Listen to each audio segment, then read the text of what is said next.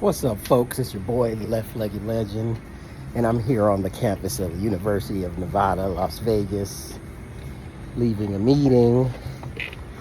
Happy to announce that I've accepted a position of visiting associate professor here at the University of Nevada, Las Vegas.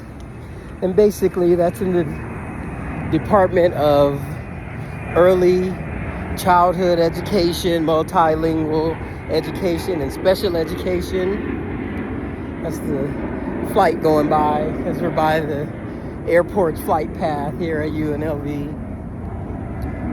And basically all that means is I teach special education courses. That's my specialty. I started teaching special ed in 1996. I became a teacher in 1994 at the ripe old age of 22 at Centennial High School. And Centennial High School is in the neighborhood where I grew up. So I was 22. My students were 14 to 18. And so they were like, "You ain't no Mr. Johnson, you Link. Or you Miss Johnson's son from Clovis Avenue."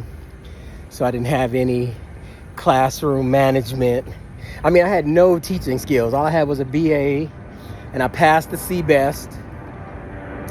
And whatever the requirements were to get a sub-credential, and that was back in the day when you could get an emergency credential. You didn't have to do the classes yet. They give you an emergency credential, so I had all of that with my English degree. And I was failing miserably, and to be honest, I hated teaching. I was not a good teacher because I wasn't a great student. And so it didn't translate well until 1996. I got placed. I had left. I quit teaching in 95. I started in 94 and I quit forever in 95, forever. I went and got my master's degree in New York in publishing at Pace University. And just, I don't know, I decided we would move back to California, and there wasn't a lot of publishing in Southern California. Maybe if I had gone to Northern California or London, there are some publishing cities around the world, New York, and places like that. So, but in LA, not much publishing, a lot of advertising sales for publishing. There were some magazines, Hollywood Reporter and things like that, but a lot of them were under companies that were based in like Tennessee or other states. So it just wasn't working out. So I went back into teaching, but this time not in my neighborhood, because that was a nightmare for Los Angeles Unified School District. And so I was working there 96. I came back December 96. Then I started, so I guess 97, January 97, I got placed long-term in a special education classroom, grade 3 to 5, learning handicap is what we used to call it. And that's where I fell in love with teaching. I mean, I was smoking a blunt every morning on the way to school with my ex-wife. So to say I was serious about it, not quite yet. It took few more years, but that's where I found myself as a teacher. I needed my students to have those deficits so that I could help build them up. When you teach special education, you have to write an individualized education plan for your students. So that means that you have to get to know your students and work with them and figure out what their strengths are and what their needs are and where the gaps are in their understanding, and create goals for them and benchmarks and all of that stuff. And so for me as a writer, as a person with a big heart and very sensitive and emotional about things, it just fit perfectly with what I needed to be doing in education. And so I did that. I only did it for one semester, from that January till about May or June, but I was taken by it. I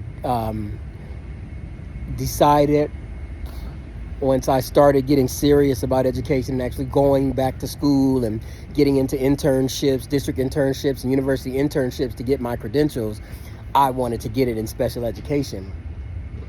So I continued to teach off and on. I would quit every year. I would work short term in places and come back. I stayed at, I wavered between special education and students with behavior issues.